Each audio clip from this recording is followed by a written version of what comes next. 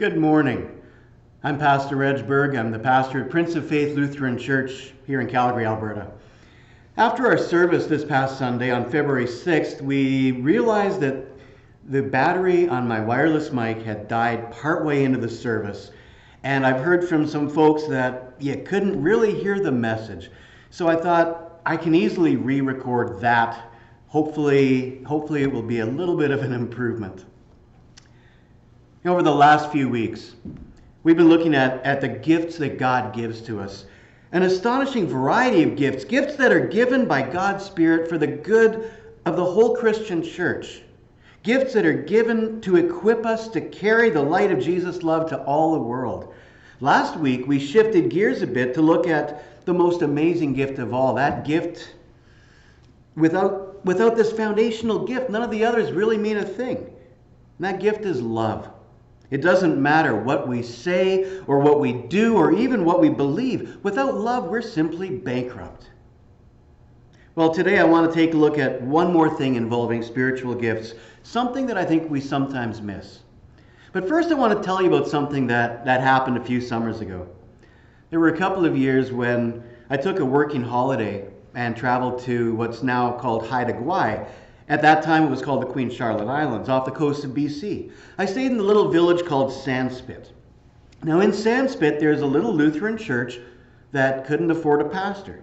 But they did find a creative solution. They had built a 3-bedroom suite above the worship space so that any visiting pastor who came could stay there free for a week. Working holiday. You lead worship on Sunday morning, and you get a oceanside getaway. Most of the pastors that came out there were Lutheran, but there were a few others as well. I heard about one pastor who had been in Sandspit the week before I arrived one year. And the main thing I heard was that he was, how do we put it nicely? He was a theological Fruit Loop. Sometimes the people are glad when the pastor arrives. In his case, they were overjoyed when he left. He'd come from the mainland. He'd picked up a couple of people on the North Island to help with music. The only problem was the people that he brought along could neither play an instrument or sing. All in all, I heard it was a very unique experience. On the ferry back to the mainland, after my stay had ended, I happened to meet up with a couple on board who were from the North Island, and they were heading back to Alberta to see family. We chatted a bit, and then we went our separate ways. That night, I stopped south of Terrace, BC at a little hotel that had its own hot springs. I was down soaking in the tubs when I overheard a conversation. It was a pastor talking to a couple of people about church stuff. My ears kind of perked up. And the couple just happened to be the ones that I had met on the ferry. The first thing that struck me was that this pastor, the more he talked, the more he sounded like a theological Fruit Loop. They were talking about this little church that they had been at a couple of weeks earlier. But this pastor was also talking about gifts for ministry. In particular, he was talking about gifts of music and leading worship. Well, the other guy said that he didn't really have gifts in those areas. But the pastor insisted that he had to pray harder and do everything that he could so that God would give him this gift. It was his Christian duty to earn this gift. Finally, that pastor had to get going, and I swam over and wound up chatting with that guy. Well, my suspicion was right. This was the pastor and that music ministry team that had been in Sandspit the week before I was there. And as we talked, this guy brought up the subject of gifts that God gives. He was able to identify the gifts that he had. He also could identify those gifts that he didn't have. But what he couldn't figure out was this pastor's hounding him to what? To create gifts that he didn't have while ignoring the gifts that God had given him. We had a really good talk. You know, sometimes this is the way that people think of spiritual gifts. They think that they're things that have to be earned or bargained for, things that have to be won somehow. But tell me, how do you earn a gift? It just doesn't work that way. It doesn't make a lot of sense, does it? But whether it makes sense or not is beside the point. More important, I believe, is what we see Jesus doing. How Jesus deals with people's giftedness. And what he does is this. He comes to meet that person where they are at. He doesn't tell them they've got the wrong gifts or that they have to try to earn other gifts. Instead, he meets them where they're at. He invites them to use the gifts that they've already been given and even to develop them further. To use them in ways that perhaps they hadn't even imagined before. You see, gifts are kind of like muscles. When you exercise them, they grow stronger. In the verses that were read this past Sunday morning from Luke's account of Jesus' life, I think we see a perfect example of this. So I want to invite you to listen as I read Luke chapter 5, verses 1 to 11.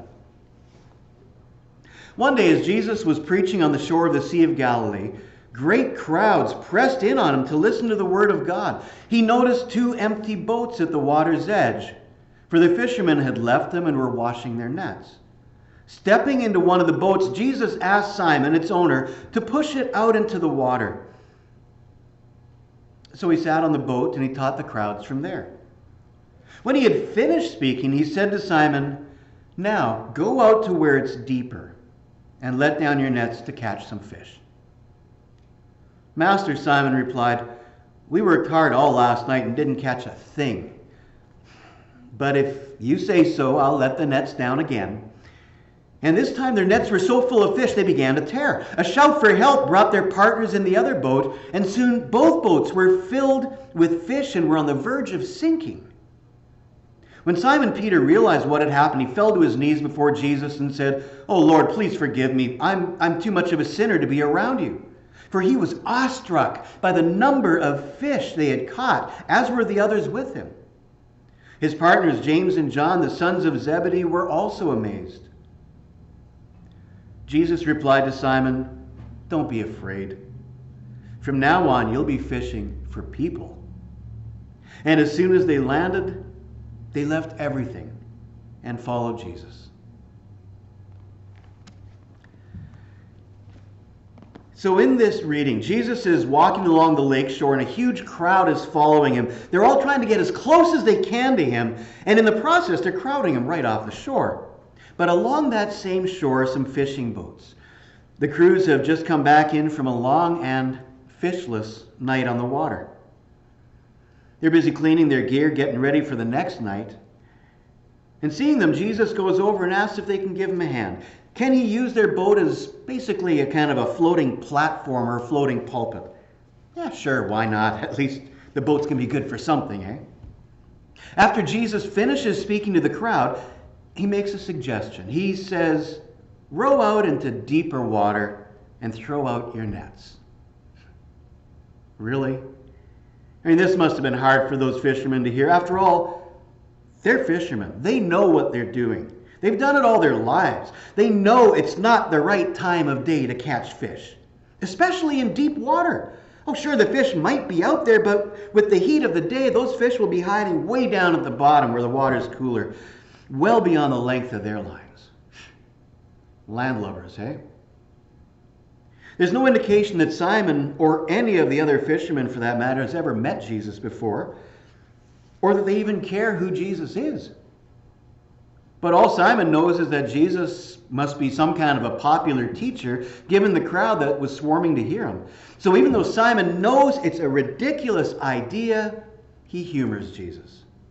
He does gently protest, but he also gives in quickly. "Master," and master is simply a term of respect equivalent to teacher or rabbi. "Master," he says, "we've been fishing hard all night and haven't caught even a minnow. But if you say so, I'll let out the nets." And that's when everything changes. Here's what we read. "It was no sooner said than done. A huge haul of fish straining the nets past capacity. They waved to their partners in the other boat to come and help them. They filled both boats, nearly swamping them with the catch." But it's more than just the boats that are getting swamped. Simon's feeling kind of swamped himself. He drops to his knees right in the midst of this flopping, slimy mess of fish. And he says, "Don't come near me. I'm not fit to be around you. I'm not good enough." All he knows is that he's in way over his head. And what does Jesus do? Well, Jesus does come near, doesn't he? And once they're back on the shore, Jesus says to Simon, "Don't be afraid. From now on, you'll bring in people instead of fish." Now imagine what might have happened if Jesus had told him, "Simon, you're going to begin a public speaking campaign, and by your words, thousands of people will come to faith in me." Not a chance. Never in a million years. I expect that's what Simon would be thinking. I'm not a public speaker. I can't get up in front of a crowd and talk to them. There's no way. I'm just a fisherman. Of course, later on, Simon would do exactly that. On the day of Pentecost, he would, in fact, speak to the crowds of people about Jesus, and on that day alone, we're told, about 3,000 people would be baptized. But that's not where Jesus meets him, is it? Instead, Jesus gets into his boat. He invites him to use the gifts he's been given. Row out a little away from the shore.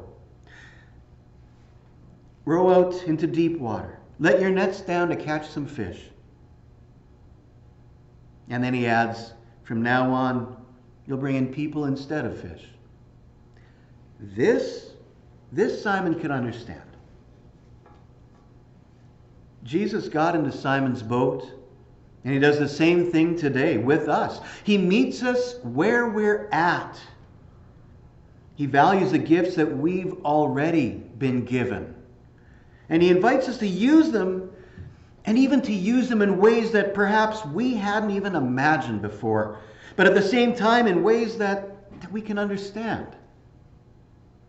And then as we begin to use these gifts, he helps us to develop them further, perhaps even to develop other gifts that we might not have noticed before, but that were already there. The bottom line is, he gets into our boats. So I have a question for you. What does your boat look like? What are the gifts that you've been given? When Jesus invites you to put out a little way from the shore, what might he be inviting you to do? Take a lesson from Peter. Use the gifts you've been given. Exercise them. And as you do, watch and just see how they grow. Amen.